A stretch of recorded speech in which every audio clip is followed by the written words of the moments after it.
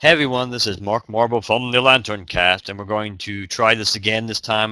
This will be a little closer to how I would like these reviews to go. So I'm going to be talking about Ant-Man Today, and I saw Ant-Man last week, saw it during the Thursday night opening, the pseudo midnights these days. So I honestly have to say I think Ant-Man, despite the bad build-up and bad press, and some would say the bad marketing campaign that you know, that led up to its release, I actually think Ant-Man at the end of the day is probably one of the better Marvel movies, certainly in recently release of their recent slate, and probably I would honestly think it's the best solo movie besides the original Iron Man, and I liked First Avenger. Some people had issues with it, maybe because it was a period piece, but I think First Avenger was done very well and captured the spirit of the character.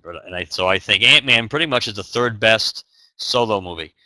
And I certainly think it was more satisfying than Ultron. Maybe the expectation game factored into that a little bit, maybe not.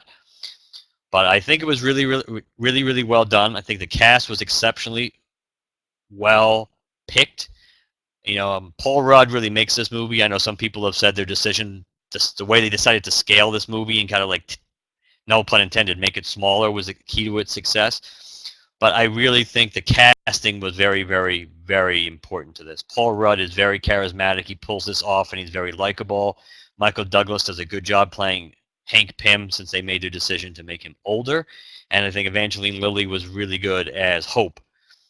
Um, maybe as we've seen in a lot of Marvel movies, maybe the villain could have been a little more powerful, even though the yellow jacket suit is pretty impressive. But overall, I think this was a very successful movie. If you haven't seen it, I definitely recommend going to see it. There are two after credit scenes. You know, Marvel fans probably know this, but it still amazes me when you go to the theater how many people don't realize this and want to walk out at the end without even waiting for one. But there are two, one between the credits and one after the credits. One sets up Civil War, and one that's the final one after all the credits, and one basically sets up either an Ant-Man sequel or something we'll see in the Marvel universe, even if there's no Ant-Man proper a proper sequel to Ant-Man. So I would definitely recommend going to see it. I think it's very well done, and it'll be interesting to see how it does box office wise in its second week, because that'll determine how people view it, I think, to a certain extent, because of the fact that it had a soft opening. There's no doubt it had a soft opening compared to most Marvel movies, so the modern Marvel movies, but it was like a C-tier character, so I don't know if you could really expect it to do much better than that. But I definitely recommend it. I give it 2 big thumbs up, definitely. This is Mark from the Lantern Cast, and I will talk to you soon.